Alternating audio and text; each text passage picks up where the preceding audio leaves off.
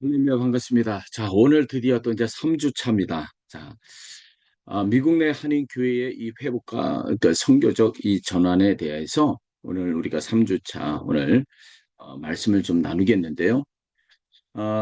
오늘 이제 3주 차의 이 주제는요, 사랑과 일치가 선교의 신뢰를 회복한다라고 하는 어, 주제를 통해서 우리가 좀 말씀을 나눕니다.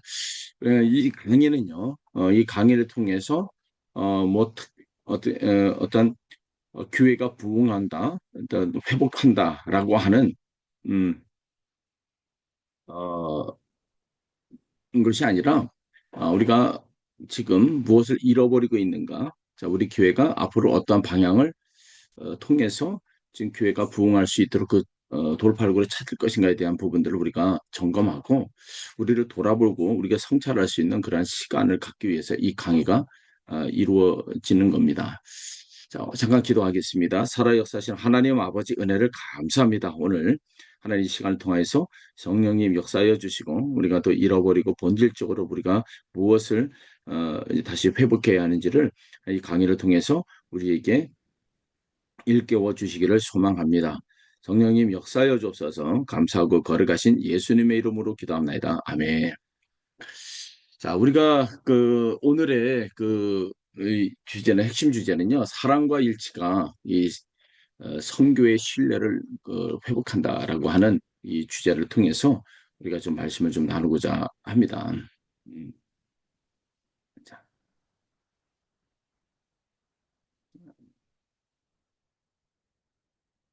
무슨 말?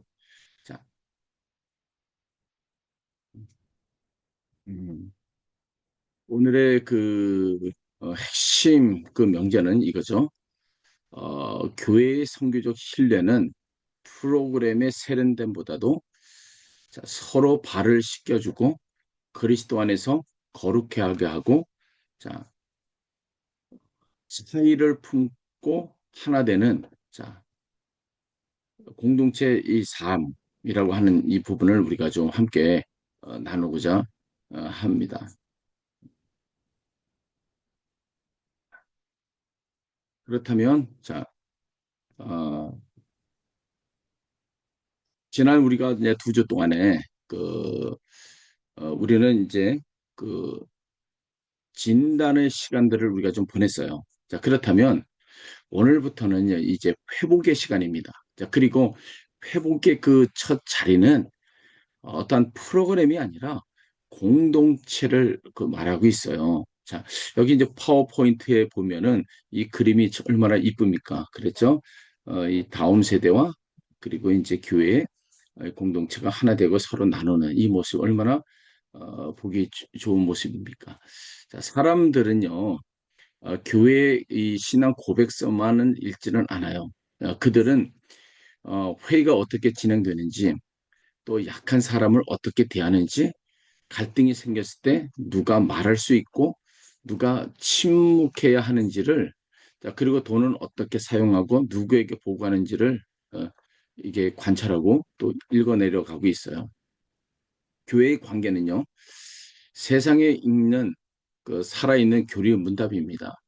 그래서 요한복음 13장 그 35절에서 예수님은 이렇게 좀 말씀하시죠. 너희가 서로 사랑하면 이로써 모든 사람이 너희가 내 제자인 줄을 알리라. 자, 사랑은 이 선교를 준비하는 내부 활동이 아니라 선교적 증거 그 자체인 것이죠. 그래서 이 성경적 이 통찰을 20세기 선교 신학에서 가장 강력하게 이 개념을 드러낸 사람이 바로 레슬리 뉴긴이에요. 그는 이제 1989년도에 그가 쓴 다원주의 사회에서 이 복음이라고 하는 그 책은요. 자, 그 책 안에 그 제 18장의 그 제목은요. 복음의 해석학으로서의 이 회중입니다. 그리고 이제 그 장에서 첫 문장이 이 강의 전체에서 가장 중요한 문장일지도 몰라요. 그래서 누비기는 이제 이렇게 씁니다. 복음의 유일한 이 해석학은 자, 그것을 믿고 그것으로 살아가는 남녀의 회중이다. 자, 이 문장의 그 무게를 한번 느껴보세요. 누비긴이 변증학을 부정하지 않았습니다. 그는 뛰어난 변증가였어요. 자, 그러나 그는 다원주의 이 사회에서 복음이 어떻게 신뢰를 얻는가라고 하는 그 질문에 대해서 논중이 아니라 공동체가 답이라고 이제 결론을 지었어요. 왜냐하면 지난주에 우리가 말씀드린 것처럼 이 타당성 이 구조 때문이죠. 사람은 어떤 주장을 그 주장대로 살아가는 자, 사람들이 무리를 볼 때 비로소 진지하게 자, 고려하기 시작합니다. 예. 자, 뉴비긴이 그 장에서 그런 회중이 갖추어야 할 6가지 그 표지를 이제 제시를 했어요. 오늘 이 강의의 이 뼈대가 바로 그것입니다. 지금 그 6가지를 함께 읽고 우리가 시작하겠는데 그 첫 번째가 뭐냐면 찬양과 감사의 공동체. 자, 이 이야기는요, 뭐냐면 자기 성취를 자랑하는 공동체가 아니라 모든 것을 은혜로 받은 것으로 고백하는 그 공동체를 말하고 있는 겁니다. 자, 그리고 두 번째 공동체는요, 진리의 공동체를 말하고 있어요. 그래서 시대의 그 어떤 이데올로기에 저항하면서 함께 진리를 탐구하는 그 공동체를 이야기하고 있는 것이죠. 세 번째로는 이제 자신을 위해 살지 않고 그 이웃의 일에 깊이 참여하는 그 공동체를 말하고 있어요. 그 네 번째로는 성도들이 세상 속에서 제사자장직, 그 수행하도록 준비시키고 지탱하는 공동체입니다. 제사자장, 이게 발음이 제사장직. 예. 자, 그리고 이제 다섯 번째로는 이제 상호 책임의 이 공동체입니다. 그 이제 서로의 이제 삶과 재정과 선택에 대해서 이제 책임을 나누는 공동체. 그리고 여섯 번째는 소망의 이 공동체를 말하고 있는데 이 6표지를 이제 처음 들을 때는 무엇이 없는지 한번 깊이 한번 주목해 보세요. 여기에 이제는 규모가 없어요. 규모. 예산이 없고 건물도 없어요. 그리고 어떤 프로그램도 없고 심지어 여기서는 전도의 어떤 방법론도 없어요. 뉴비긴이 말하고 있는 것은 선교적 회중의 이 표지는요. 전부 관계와 성품과 방향에 관한 것이에요. 자, 그래서 오늘 우리가 물어야 할 것은요. 어떤 프로그램을 만들 것인가가 아니라 우리가 우리의 이 관계가 어떤 하나님을 보여주고 있는가를 우리가 보여주는 것이죠. 자, 통제하는 하나님, 실수하면 버리시는 하나님, 심판하시는 하나님, 자, 질문을 싫어하는 그 하나님을 보여주고 있지는 않습니까, 우리가? 아니면 우리가 진리 안에서 기다리고 회복시키고 책임 있게 사랑하는 하나님을 보여주고 있는 삶을 살지 않습니까? 여러분, 한번 우리가 곰곰이 한번 생각을 해봐야 됩니다. 6표지 가운데서 한인교회가 특별히 눈여겨야 할 이 2가지를 한번 잠시 우리가 본다면 셋째 표지예요. 곧 자기 자신을 위해 살지 않고 이웃의 일에 깊이 참여하는 그 공동체. 뉴비긴이 여기에서 사용한 이 표현은 매우 이제 구체적인데, 이제 그는 회중이 그 지역의 이 관심사에 깊이 이 개입이 되어 있어야 한다고 이제 말을 했어요. 그래서 교회가 지역의 문제를 위해서 기도하는 것을 넘어서 그 문제의 해결 과정에 실제로 참여하고 책임을 넘어 나누어지는 그 상태를 말하고 있는 것이죠. 그래서 우리 교회의 그 지난 1년 한번 당회록들을 한번 여러 번 펼쳐봐서 어떤 일들을 그동안 해왔는지를 한번 어, 살펴보고 그리고 그 안에서 여러분의 그 교회 건물 밖에서 어떤 일들을 몇 번 했는지 자, 한번 우리가 점수를 매겨볼 필요도 있지 않나 생각합니다.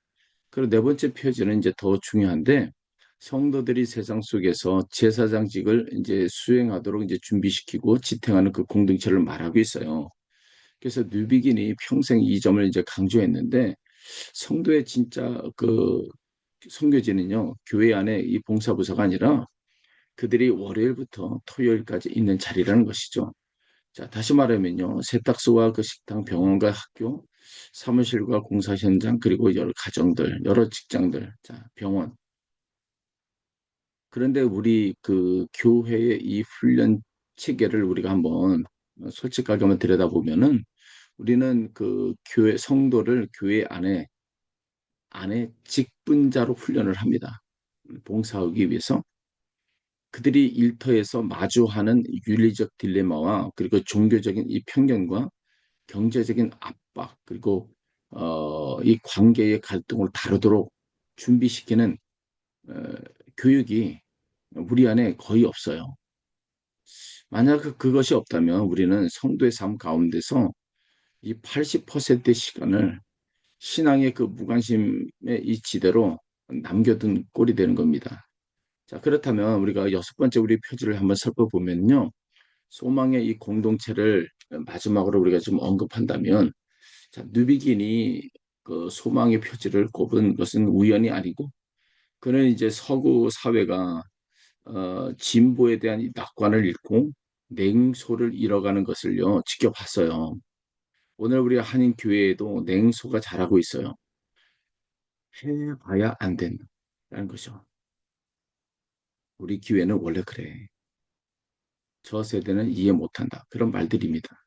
냉소는요 겸손처럼 들리지만 이런 소망의 반대를 이야기하고 있는 거예요.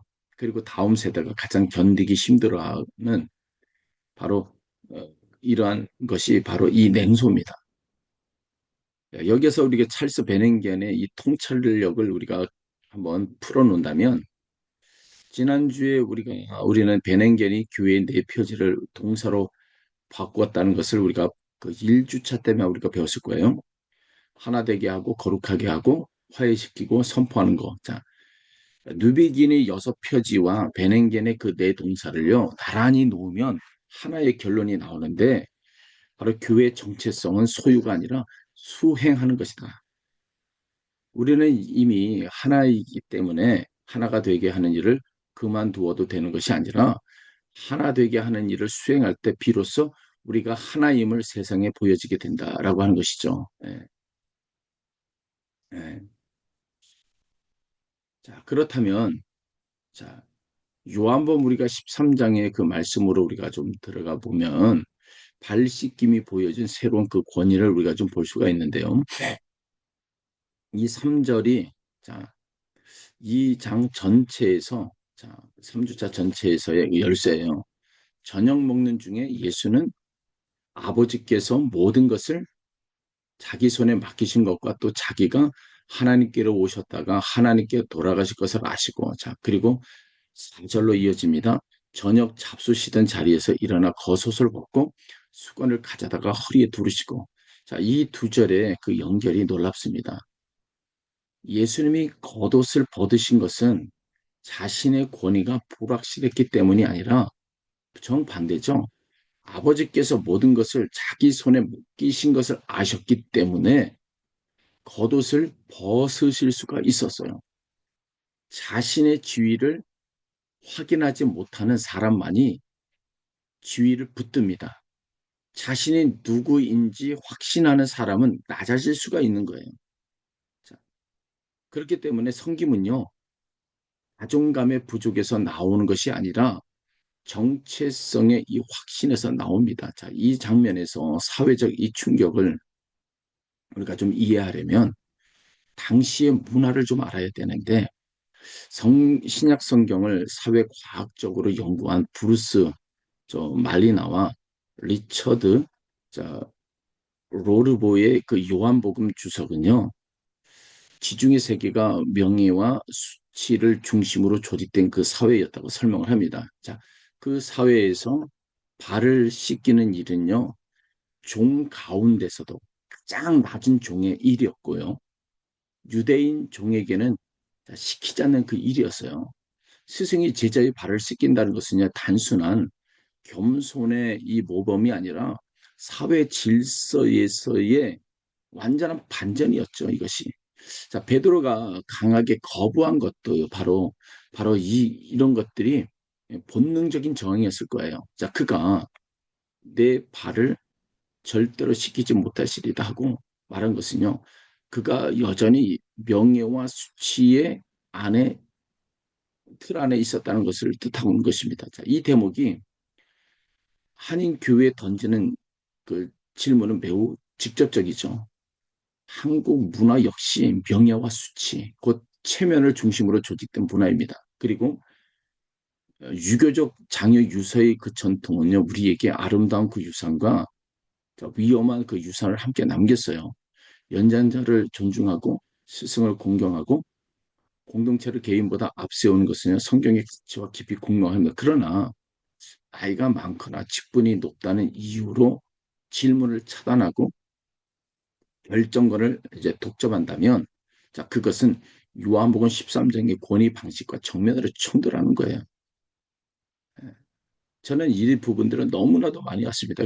제가 한국에 나와, 선교사가 한국에 나와 있으면 보면은 대부분의 교회들의 모습들이 이 모습에 거의 에, 매여 있는 것을 많이 봤어요. 반대로 젊은 세대가 모든 전통을 억압으로 간주하고 앞선 세대의 희생을 조롱하는 것도 그리고 복음적이지 않습니다. 십자가의 이 권위는요, 양쪽 모두에게 자기 중심성을 내어놓으라고 요청하고 있죠. 그리고 발씻김은요, 상징적인 어떤 특정한 한 번의 행사로 끝나지 않고 우리는 에, 이런 프로그램들을 가지고 뭐 세족식을 하는 뭐 이런 프로그램을 가지고 사진을 찍고 또 이거 당에 보고하고 이런 것들. 자, 오늘날의 이런 모습들은요, 어떤 형태로 취하고 있는지를 한번 우리가 꼼꼼히 한번 살펴봐야 되지 않겠나 생각합니다. 섬김의 그 리더십을 자, 강조하는 것은요, 바로 십자가의 형식의 변화를 나타내는 거예요.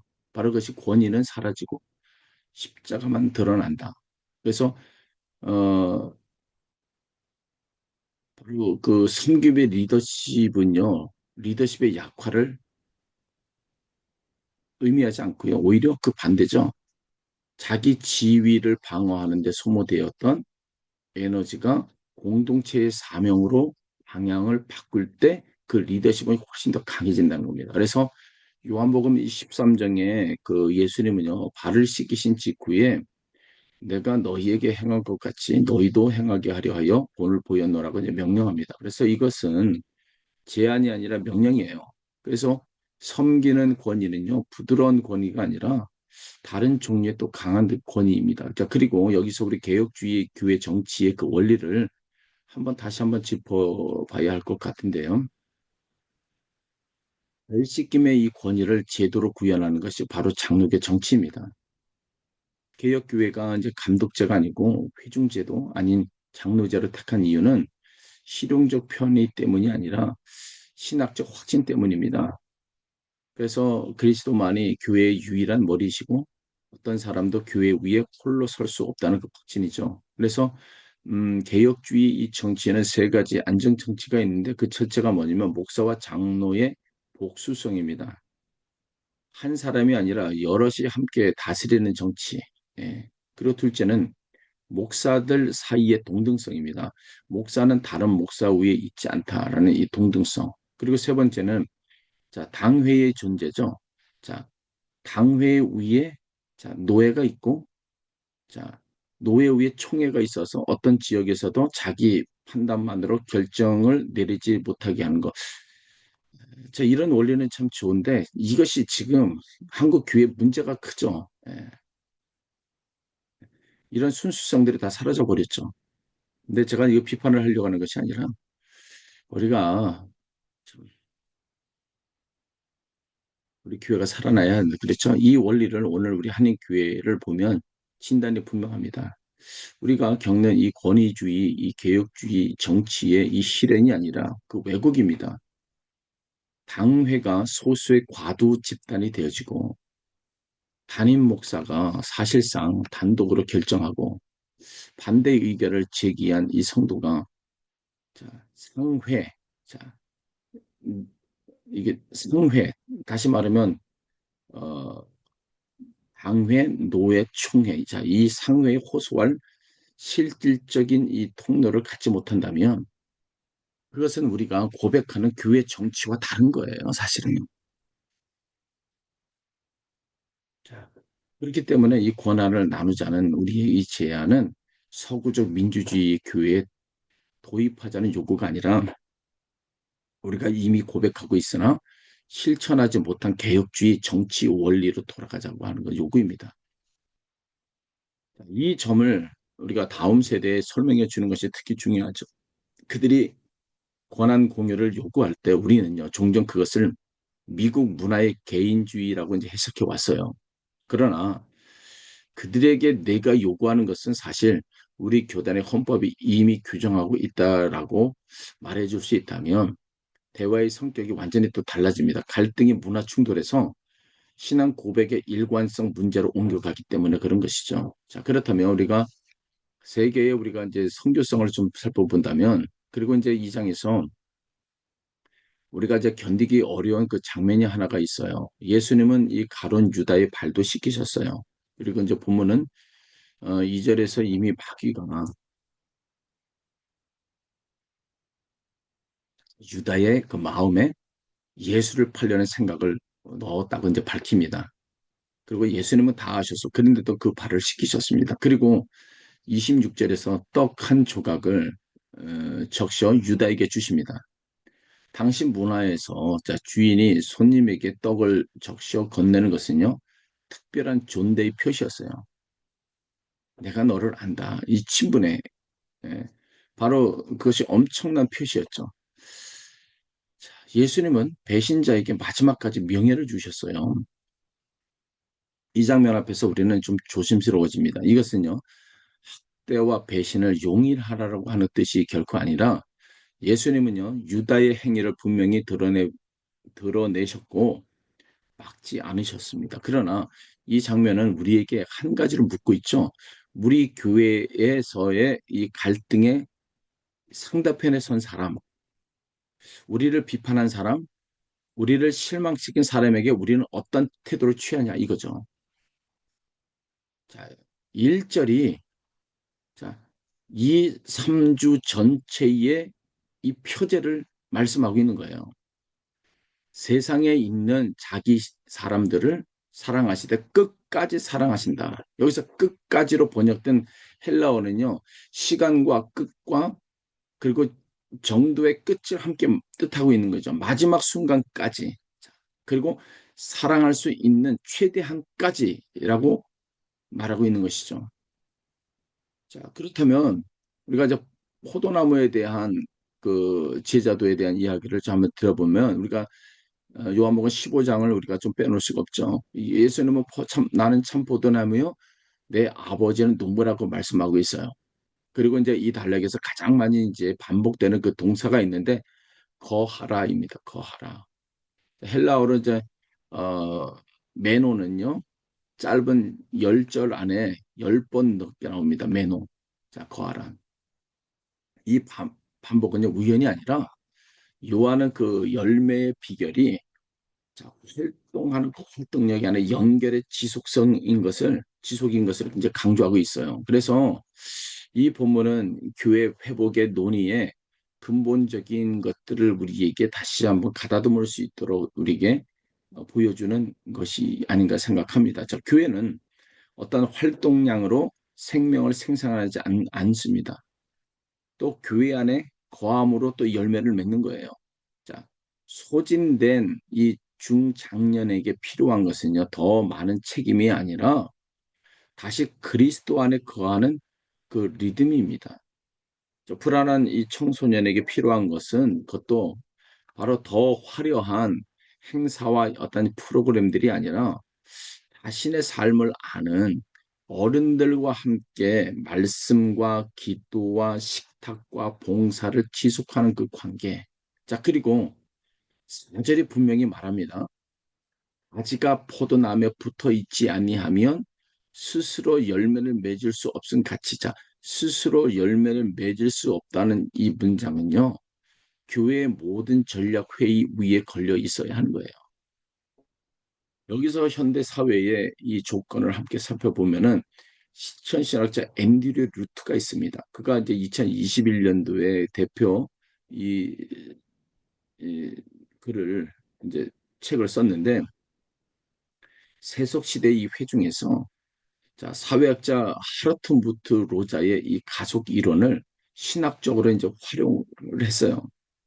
자, 로자의 이 진단은 이렇습니다. 근대 이후 이 사회는 기술의 가속, 사회 변화의 이 가속, 삶의 속도의 가속이라는 삼중의 가속을 겪고 있고, 또 그 결과 사람들은 시간이 늘 부족하다고 느끼면서도 무엇을 위해 서두르는지 알지 못하게 되었다. 그렇죠? 자, 루트는 이 가속이 교회에도 침투했다고 이제 지적을 합니다. 더 빠른 이 성장과 더 빠른 컨텐츠와 더 강한 이 성과를 요구하는 그 압력이죠. 자, 그리고 그 제시한 이 대안은 교회가 세상보다 더 자극적인 콘텐츠를 만드는 것이 아니라 사람이 기다림과 애도와 회개와 성숙을 경험할 수 있는 거룩한 시간을 지켜주는 것이었습니다. 저는 이 통찰이 한인 교회에 특별히 중요하다고 저는 생각해요. 이민 교회는요, 구조적으로 가족의 압력이 매우 높은 이 공동체입니다. 그래서 성도들은 되게 자영업자나 장시간 노동에 종사하고 또 이 자녀 교육의 그 압박이 또 크죠. 그래서 두 문화를 이제 동시에 감당해야 하는데 그런데 교회가 그 위에 또 하나의 성과 요구를 얹으면 어떻게 되겠습니까? 교회는 쉼의 자리가 아니라 또 하나의 직장이 되는 거예요. 그리고 한 주간 지친 사람은요, 결국 가장 나중에 얻은 짐부터 내려놓게 되는 것이죠. 제가 만난 이 교회를 떠난 사람들에게 질문을 던졌을 때 그분들이 하는 이야기가 바로 이런 것들이었죠. 일주일 동안 열심히 일을 하고 교회에 가서 마음의 위안과 마음의 쉼과 마음의 평안들을 얻기 위해서 교회에 갔지만 교회는 또 다른 하나의 짐을 나에게 맡겨 주었다. 그래서 너무 힘들다는 게 얘기죠. 자, 포도나무 비유는요, 개인주의적인 그 영성도 우리가 교정합니다. 가지는 포도나무에 붙어 있을 뿐만 아니라 작은 가지들과 함께 붙어 있어요. 그래서 12절이 그것을 우리가 명시하는데 내 계명은 곧 내가 너희를 사랑한 것 같이 너희도 서로 사랑하라 하는 것 이것이다. 거룩 거함과 이 서로 사랑함은 분리되지 않아요. 그리고 세대 통합은 한 달에 한 번 연합 예배를 드리는 것만으로 이루어지지는 않아요. 서로의 이름을 알고 그러니까 식탁을 함께 나누고 신앙의 이야기들을 함께 듣고 나눌 때 그리고 함께 지역을 섬기고 또 결정과 책임을 나눌 때 이루어지는 것이죠. 그래서 여기에서 우리가 뉴비긴의 다섯 번째 이 표지 뭐냐면 그 상호 책임의 공동체를 다시 한번 우리가 한번 생각해 봤으면 좋겠습니다. 상호 책임이란 어떤 얘기냐면 서로의 삶에 개입할 권리를 주고받는 것이다 하는 것이죠. 한인 교회에는 이 점에서 강한 전통을 가지고 있어요. 구역과 속해 그리고 신방과 부조 서로의 형편을 아는 관계가 있습니다. 그런데 그 상호성이 세대를 넘어 작동하지 못하고 1세대 안에서만 순회할 때 다음 세대는요, 그 따스함을 깨서 바라보는 이 처지가 된다는 겁니다. 우리가 잃어버리는 것은요, 상호 책임의 문화가 아니라 그 문화의 이 반경입니다. 그래서 요한복음 15장에서는요, 우리가 권한 이 공유를 논할 때 반드시 인용해야 할 구절이 있습니다. 바로 15절입니다. 자, 이제부터는 너희를 종이라 하지 아니하리라. 종은 주인이 하는 것을 아지 못함이라 너희를 친구라 하였노니 내가 내 아버지께 들은 것을 다 너희에게 알게 하였음이라. 자, 예수님이 제자들을 친구라 부르신 근거가 무엇이냐? 애정이 깊어서가 아니라 아버지께서 들은 것을 다 알려주셨기 때문입니다. 그래서 정보의 공유가 관계의 지위를 바꾸었습니다. 자, 이 구절이 한인 교회의 구조에 던지는 도전은 매우 날카롭죠. 종, 그리고 친구를 가르는 이 기준이 정보라면 야, 우리 교회에서 이 재정과 인사와 의사 결정의 정보를 알지 못하는 사람들은요, 구조적으로 종의 자리에 있는 것입니다. 아무리 그들을 사랑한다고 말해도 그렇죠. 예산의 투명한 이 공개와 회의록의 이 공유, 그리고 결정 과정의 이 설명은 성경의 그 문제가 아니라 관계의 신학의 문제인 거예요. 그래서 다음 세대가 요구하는 이 투명성은요, 서구적 개인주의의 산물이 아니라 요한복음 15장 15절의 그 요구인 겁니다. 16절 이어집니다. 너희가 나를 택한 것이 아니라 내가 너희를 택하여 세웠다. 그래서 이는 너희로 가서 열매를 맺게 하고, 자, 여기서 이제 가서라고 하는 단어를 한번 주목해 보면요. 거함의 목적은요, 머무름이 아니라 가는 거예요. 그리고 요한복음 15장은요, 내면의 영성을 말하는 이 장이면서 동시에 파송의 장입니다. 그래서 그리스도 안에서 깊이 거하는 이 공동체는 밖으로 나가는 겁니다. 안으로, 안으로만 깊어지고 밖으로 나가지 않는다면 그것은 거함이 아니라 고임입니다. 고여 있다. 자, 그래서, 자, 그리고 우리가 좀 일치는 이제 확실성이 아닙니다라고 하는 이 된 부분에서는 우리가 좀 요한복음 17장에서 예수님은요 짝을 앞두고 이제 기도하십니다. 그리고 21장에서 제자들이 하나 되기를 구하고 그 목적을 분명히 이제 밝히는데 아버지요 아버지께서 내 안에 내가 아버지 안에 있는 것 같이 그들도 다 하나가 되어서 우리 안에 있게 하사 세상으로 아버지께서 나를 보내신 것을 믿게 하옵소서라고. 자, 이 구절에서 우리가 목적절을 하나 우리가 놓치지 말았으면 좋겠는데요. 하나됨의 그 목적은요, 내부의 이 평화가 아니라 세상의 믿음인 거예요. 일치는 선교적인 이 범주입니다. 누비긴이 이 본문을 평생의 주제로 삼은 데에는요, 개인적인 이유가 있었습니다. 그는 1947년도에 출범한 남인도 교회 초대 감독 가운데 한 사람이었어요. 인도의 그 남쪽에서는요, 성공회와 감리교회와 개혁교회 전통이 하나의 교회로 연합한 세계 교회 사이의 중요한 이 사건이었습니다. 그리고 누비기는요, 그 연합을 조직적 이 편의가 아니라 선교적 이 순종으로 이해를 했어요. 그가 반복해서 주장한 것은 바로 이것이죠. 분열된 이 교회가 화해의 복음을 전하는 것은 자기 모순이다. 자, 그렇다면 일치란 무엇이냐 이거죠. 일치는요, 갈등이 없는 상태가 아니라 서로 다른 사람들이 자, 삼위 하나님의 사랑 안에서 진실을 말하고 화해하며 공동의 사명에 참여하는 그 상태를 말하고 있는 겁니다. 21절의 기준 자체가 삼위일체예요.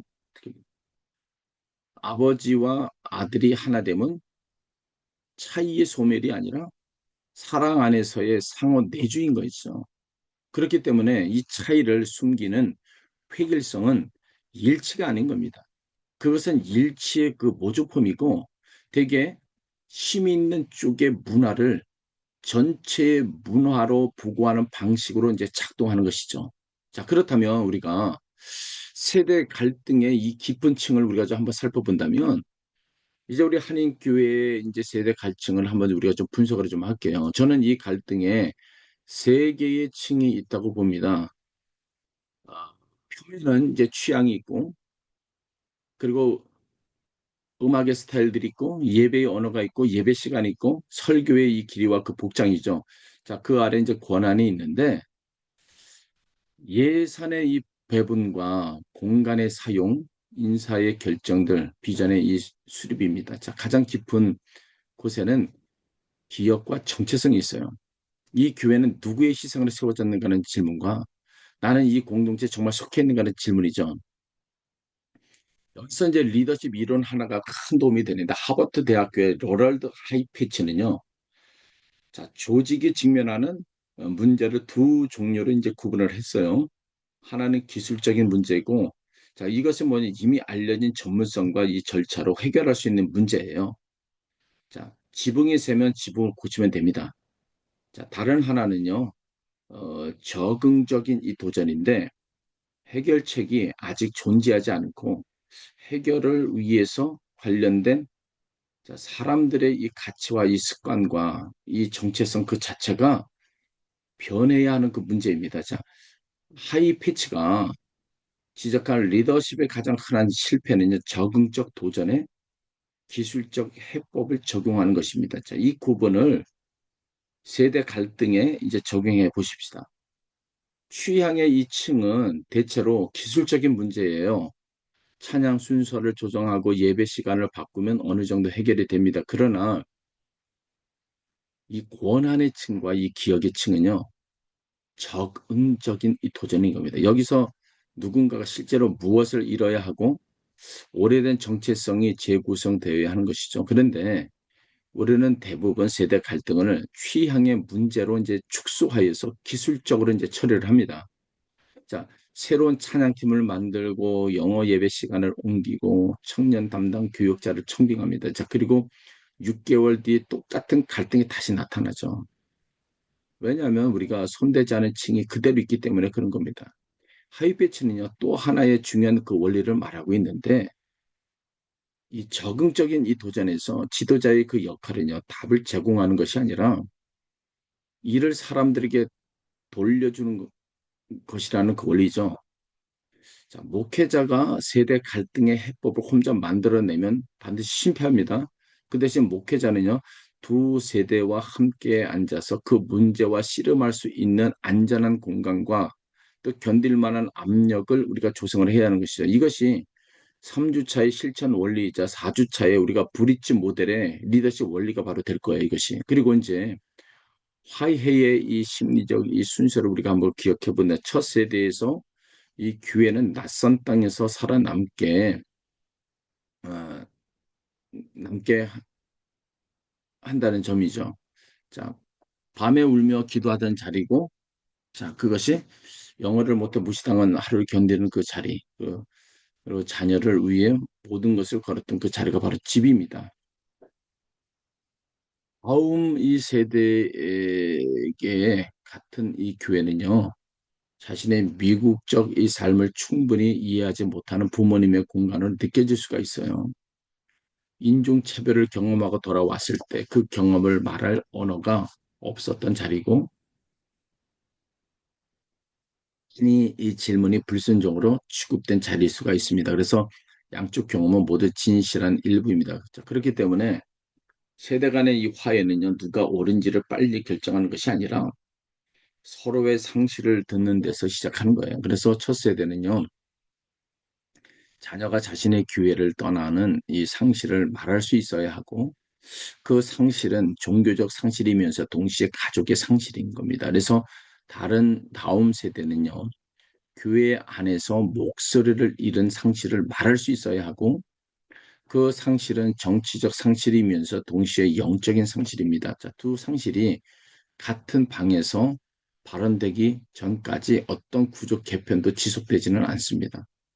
자, 그렇다면 우리가 이제 권한 공유는 기회를 악화하지 않는다라고 하는 것들을 우리가 좀 살펴볼 텐데요. 이 지점에서 요한복음 17장 22절에서는요, 이 논의의 신학적인 것들을 정점으로 다루고 있습니다. 자, 내게 주신 영광을 내가 그들에게 주었사오니 이는 우리가 하나 된 것 같이 그들도 하나가 되게 하려 합니다. 하나됨의 이 방법이 무엇이죠? 영광을 주는 것입니다. 자, 예수님은 아버지께서 받은 영광을 제자들에게 그 나누어 주심으로 그들을 하나 되게 하셨어요. 영광을 나눈다는 그 말을요, 오늘의 이 공동체 언어로 옮기면 무엇이 되겠습니까? 바로 존중을 나눠주는 거예요. 그리고 발언권을 나눠주는 것이고, 결정의 무게를 나누는 거예요. 성취의 공로를 나누는 겁니다. 반대로 영광을 독점하는 이 공동체는 결코 하나가 될 수가 없습니다. 교단도 마찬가지고, 교회도 마찬가지고, 한 사람 또 한 세대가 모든 공로와 결정과 주목을 가져가는 구조에서 일치를 기도하는 것은요, 본문의 논리에 어긋납니다. 요한복음 17에 따르면 일치는 영광의 분배에서 나옵니다. 여기에서 이제 베nen겐이 정리한 교회 사역에 네 가지 고전적 형태를 붙이면 실행의 그림이 완성이 되죠. 첫 번째 캐리그마예요. 복음의 선포입니다. 둘째는 코이노니아, 교제와 나눔이에요. 그리고 세 번째는 디아코니아, 섬김입니다. 네 번째는 마르투리아, 증언이죠. 베nen겐이 강조한 것은요, 이 네 가지가 각각 다른 부서의 업무가 아니라 하나의 선교적 삶의 내 얼굴이라고 하는 것이죠. 분리될 수가 없다는 거다. 자, 세대 통합을 이루려면 이 네 영역 모두가 세대가 함께 참여해야 한답니다. 그래서 우리가 다음 세대가 코이노니아에는 참여하지만 캐리그마와 마르투리아에서 배제되어 있다면 그들은 손님으로 환대받되 동역자로 인정받지 못한다는 것입니다. 그래서 우리가 이제 어, 비판적 이 상황을 우리가 좀 다룰 건데, 자, 우리가 1주차를 남겨두었던 이 질문에 이제 1주차에 우리가 이제 남겨두었던 이 질문에 지금 답을 좀 할 건데요. 이 복음적인 이 유산과 억압적 이 관습을 어떻게 분별할 것인가라는 그 질문이 있었습니다. 그렇죠? 자, 이 질문에 대해 성교학이 제시한 가장 정교한 답이 폴 히버트의 비판적 이 상황화예요. 그는 이 방법론을요, 1984년도 이 성교학 학술지에 처음 발표했고요. 1987년도 국제선교연구회보에 다시 실었어요. 시버트는 먼저 두 가지 실패한 접근을 이제 진단을 합니다. 첫 번째 무상황화예요.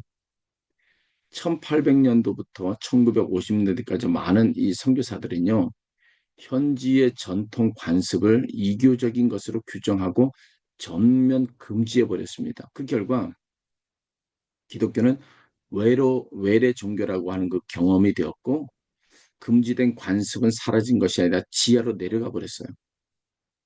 자, 시버트 같은 예가 인상적입니다. 결혼식은 교회에서 하고 집으로 돌아와 전통 의례를 따로 치루었다. 자, 표면적 이 심층이 분리된 이중 구조의 기독교가 만들어진 것이죠. 시버트의 이 결론은 역설적이죠. 혼합주의를 막으려던 무상황화가 오히려 혼합주의를 낳았다는 것이죠. 자, 두 번째는 무비판적 상황이에요. 문화적 이질감을 없애기 위해서 현지 문화를 무비판적으로 수용하는 그 방식들. 시버트가 이 접근이 성경적 진리의 절대성을 부정하게 되고 형식과 의미가 결합된 관습을 무분별하게 이제 도입을 하며 자, 복음을 문화의 신여로 만든다고 이제 비판을 했어요. 그리고 이제 그는요, 제3의 길로 자, 비판적 상황의 네 단계를 이제 제시를 합니다. 자, 지금부터 이 네 단계를 우리 한인교회 구체적 사안에 적용하면서 이제 설명할게요. 첫 단계가 이제 문화의 이 주해입니다. 문화의 관습들. 자, 첫 번째 단계는요, 판단을 유보한 채, 자, 그 관습을 정확하게 조사하라는 것이죠. 무엇을 하는가, 언제 하는가, 누가 주관하는가, 그 관습이 사람들에게 어떤 의미를 주는가, 그 관습이 사라지면 무엇이 함께 사라지는가 묻는 거예요. 그래서 시버트가 이 단계에서 판단을 유보하라고 이제 강조한 이유는 분명합니다. 판단이 먼저 오면 사람들은 진실을 말하지 않기 때문에. 그래서 예를 들어서요. 자, 우리 교회의 그 서열 문화를 다룬다고 합시다. 첫 단계에서는 이렇게 이제 조사합니다. 우리 교회에서 회의 발언 순서는 실제로 어떻게 이제 결정되어지는가? 누가 먼저 말하고 누가 마지막에 말하는가? 이거죠. 그리고 이제 반대 의견은 회의에서 나오는가? 회의가 끝난 뒤 주차장에서 그 이야기가 나오는가? 그 뒷담화를 까내는 얘기죠. 직분자의 자녀와 새 가족의 자녀는 청년부에서 다르게 대우받고 있는가? 이 조사는 고발이 아니라 이제 관찰이죠. 자, 그리고 이제 두 번째 단계 성경의 이 주예요. 그래서 관련 성경 본문을 공동체가 함께 연구하는 이 부분들인데 그 사안에 관한 이 성경의 가르침을 공동체가 함께 연구하는 것입니다. 여기서 목회자와 신학 훈련을 받은 이 지도자의 역할이 이제 중요하죠. 그래서 이제 15태는 이 단계에서 지도자가 문화를 넘어서는 해석의 틀을 제공해야 한다고 이제 말을 했습니다. 다만 그것은요, 결론을 주는 것이 아니라 본문을 정직하게 여는 것입니다. 그래서 서열 문화의 그 예를 한번 계속해서 말씀드린다면 이 단계에서 우리는 요한복음 13장의 이 발씻김, 마가복음 10장에서 너희 중에 큰 자가 되고자 하는 자는 너희를 섬기는 자가 되어야 하리라.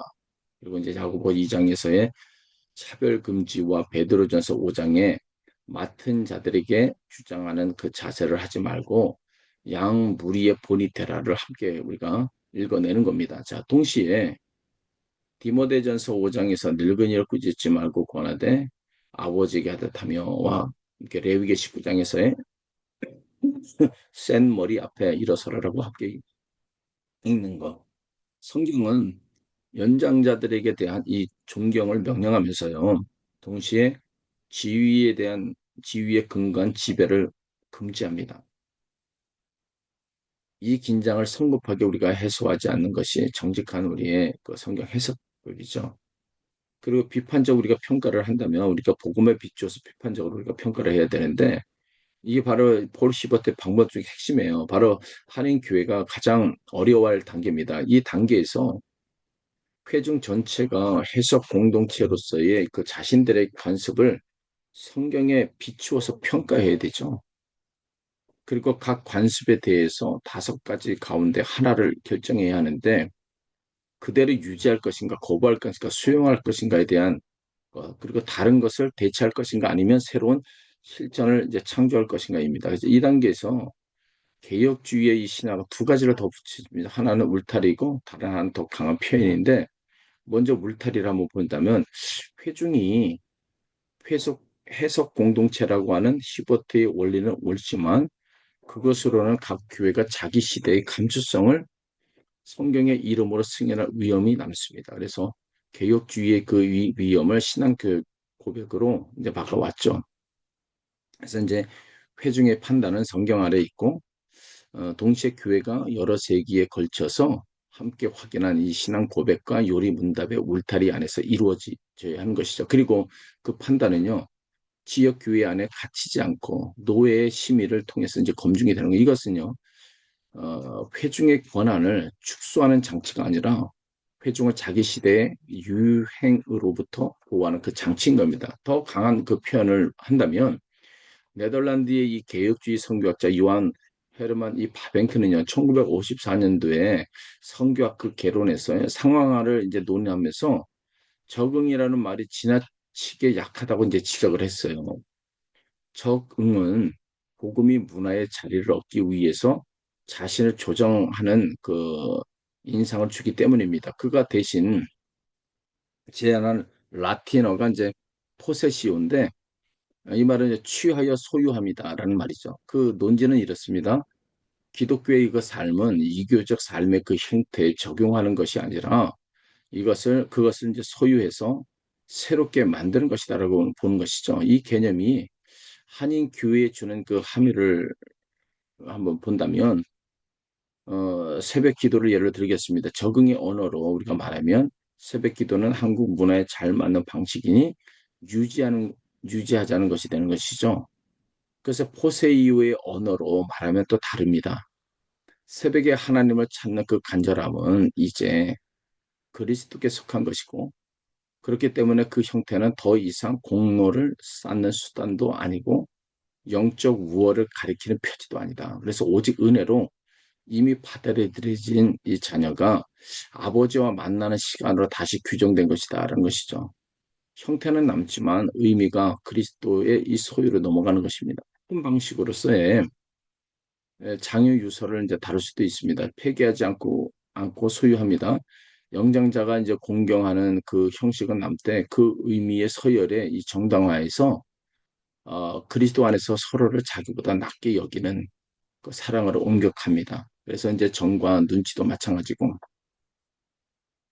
상대를 살피는 그 민감함은 남대. 그 의미는 체면의 이 보호에서 약한 그 지체를 향한 배려로 이제 옮겨가는 것이죠. 이것이 헤르만 바베큐가 말한 은혜가 자연을 회복한다는 그 명제의 구체적인 이 적용인 겁니다.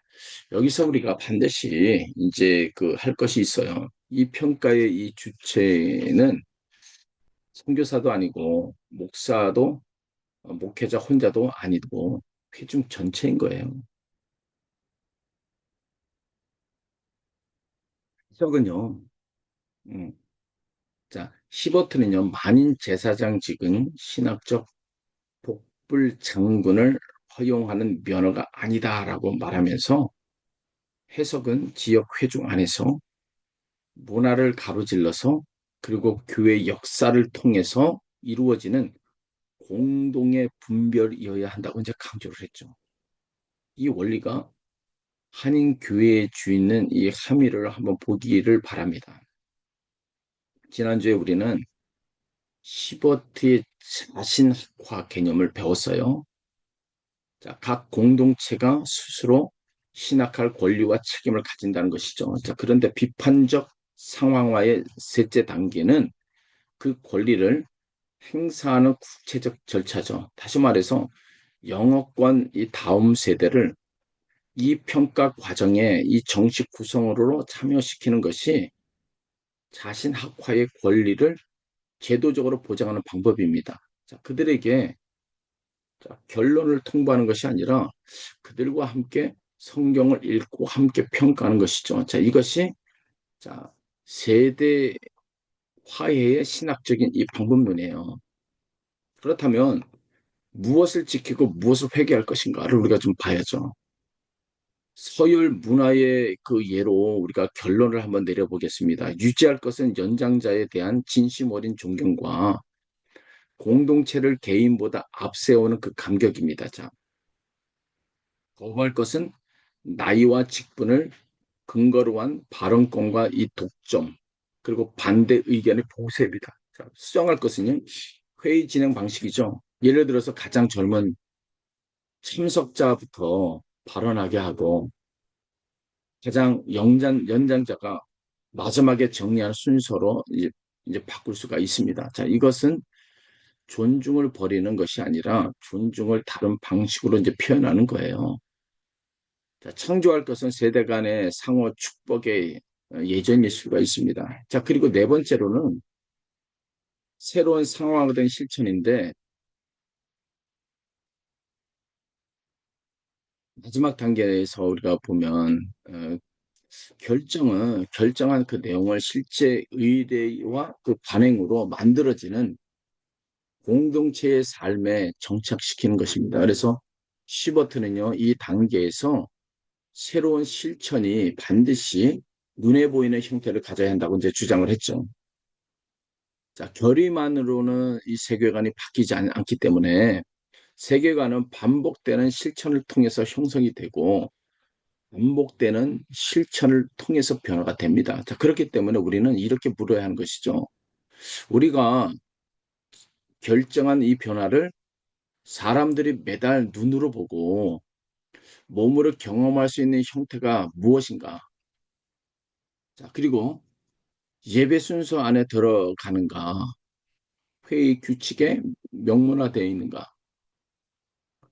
예산서에 반영이 되는가? 세 가지 교육에 포함이 되는가? 이 네 가지 중 어디에도 들어가지 않는 변화는요, 대개 1년 안에 다 사라져 버리게 되는 겁니다. 이제 이 네 단계를 하나의 문장으로 이제 정리를 한다면 비판적 이 상황화란 뭐냐면 우리가 무엇을 하고 있는지를 정확하게 보고 성경이 무엇을 말하는지를 함께 듣고 온 회중이 판단하고 새로운 몸의 습관으로 만드는 것입니다. 자, 이것이 한인 교회가 문화 보존과 문화 폐기의 거짓 양자택일에서 벗어나는 길이죠. 한 가지 사례를 한 번 더 이제 다루어 본다면, 자, 갈등을 다루는 방식입니다. 자, 첫 단계로 이제 조사해 보면, 자, 우리 교회의 관행은 대개 이렇습니다. 자, 갈등이 생기면 당사자끼리 직접 말하지 않고 제3자를 통해서 우회적으로 전달해 버려요. 공적인 자리에서는 아무 문제가 없는 것처럼 행동합니다. 문제를 공개적으로 제기한 사람이 오히려 화평을 깨뜨린 사람으로 지목이 된 것이죠. 이 관행에는 이름이 있습니다. 체면의 보호와 눈치의 문화. 자, 두 번째 단계에서는요, 성경을 봅니다. 마태복음 11장은요, 형제가 죄를 범하면 먼저 둘이 만나 권고하라고 명령을 해요. 갈라디아 2장에서 바울은 개발을 대면하여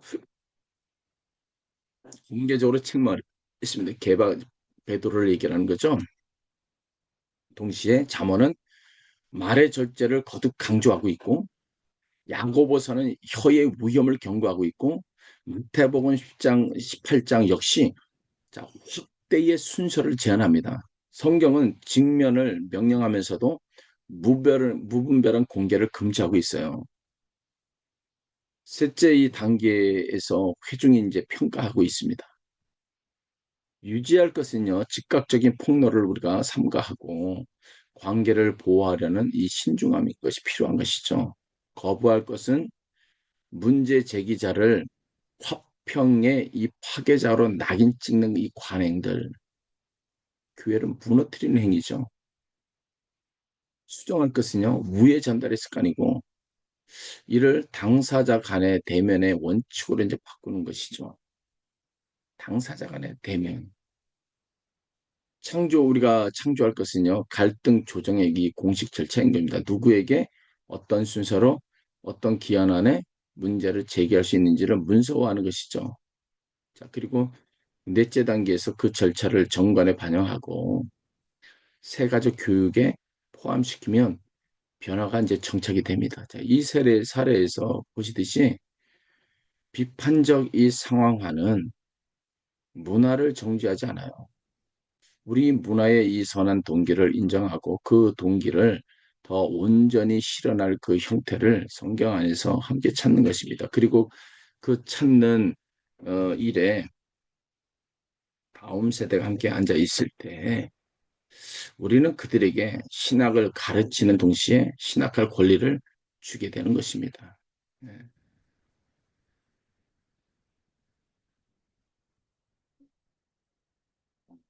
그렇다면 이제 우리가 좀 토론을 좀 해볼 시간인데 여러분 제가 질문을 좀 던질 테니까 이 질문에 대한 것들을 여러분들이 한번 곰곰이 한번 생각을 한번 했으면 좋겠어요. 여러분의 교회는 자, 찬양과 감사의 공동체인가? 그리고 이제 최근 여러분의 교회가 공식적으로 감사한 것은 무엇이고 그것은 우리의 성취였는가, 하나님 은혜였는가를 한번 생각해 보고 그리고 이제 여러분의 교회가 진리의 공동체인가 아니면 우리 교회에서 시대에 저항하고 성경적으로 다르게 생각해 본 적인 주제가 1년 최근 안에 몇 번 있었는가? 그리고 이제 이웃의 일에 깊이 참여하는 공동체였는가? 그죠? 그리고 교회의 지난 1년 이 회의록에서 지역 사회의 구체적 사안들이 논의된 횟수가 몇 번인가를 한번 살펴봐야죠.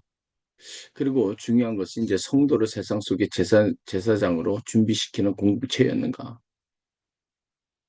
자, 우리의 이 설교와 이 교육은 성도들이 주중에 있는 자리를 어, 선교지로 다루었는가? 그죠? 그리고 상호 책임의 이 공동체였는가? 세대를 넘어서 서로의 이 평가를 아는 관계가 실제로 존재하는가? 그리고 소망 공동체였는가? 자, 우리가 미래를 이야기할 때 사용하는 그 언어는 두려움의 언어였는가? 아니면 소망의 언어였는가를 우리가 좀 어, 살펴보고 고민해야 할 필요가 좀 있습니다. 이 이야기들을 제가 드렸던 이 이야기들을 여러분들이 좀 한번 토론했으면 참 좋겠다라고 하는 생각을 가져봅니다. 우리가 이제 지금 이제 공동체 그 언약에 대한 이 기도들을 좀 이야기 좀 하고 싶은데요. 우리가 이제 서로를 대하는 방식이 이제 복음의 신뢰를 만듭니다라고 하는 큰 이 주제를 기록했어요. 자, 우리는 사람을 기능보다 먼저 한번 보겠습니다. 질문을 불순적으로 이제 단정하지 않는 것이죠. 상처를 말한 사람보다 공동체의 체면을 먼저 보호하지 않겠습니다. 세대의 희생을 기억하고 다음 세대의 목소리를 존중하겠습니다. 그리고 이제 권한을 붙들기보다도 책임을 나누겠습니다. 자, 우리 문화를 복음과 동일시하지 않고 자, 복음으로 우리 문화를 함께 분별하는 거, 그리고 이제 갈등을 숨기지 않고 진리와 사랑 안에서 화해하겠다는 거. 자, 우리의 관계를 통해서 예수 그리스도가 보이도록 하겠습니다라고 하는 이 고백들이 여러분들 안에 주어졌으면 좋겠습니다. 자, 그럼 우리가 다음 주에 우리는 이 모든 논의에 대한 이 하나의 실행을 모델을 우리가 좀 통합하도록 할게요. 그래서 이제 요한복음 20장과 21절을 중심으로 이제 파송의 신학을 한번 우리가 좀 다루고 지난 우리가 3주 동안에 우리가 이론적 자산 위에서 브릿지 회복 모델을 우리가 한번 세워보고요. 그리고 1년 동안 실행할 그 로드맵 그리고 평가 체계를 함께 우리가 설계하도록 한번 하는 그 시간들을 우리가 좀 갖도록 하겠습니다. 기도하겠습니다. 제자들의 발을 씻기신 것 주님, 좀 감사합니다. 오늘 우리가 오늘 배운 이 공동체의 이 사랑과 이 섬김의 그 자리에 우리를 부르시고 우리를 향하신 그 하나님의 그 은혜가 우리가 섬기는 그 공동체가 회복이 되어지도록 우리가 그동안에 살아왔었던 우리 신앙을 믿음을 지켜왔었던 그 자리에 어떠한 자리로 서 있는지를 다시 한번 우리가 발견하고 깨닫는 시간이 되게 하신 걸 감사합니다. 하나님, 이제 그 오늘 우리 배웠었던 우리가 들었었던 이 내용들이 우리 스스로를 진단하는 복된 은혜의 그런 진단이 되게 하여 주셔서 우리 공동체가 좀 아름다운 공동체로 세워지는 그 은혜와 그 진리의 그런 빛으로 인도하여 주시옵소서. 감사하고 거룩하신 예수님의 이름으로 기도합니다. 네. 자, 오늘은 여기까지 하도록 하겠습니다. 샬롬.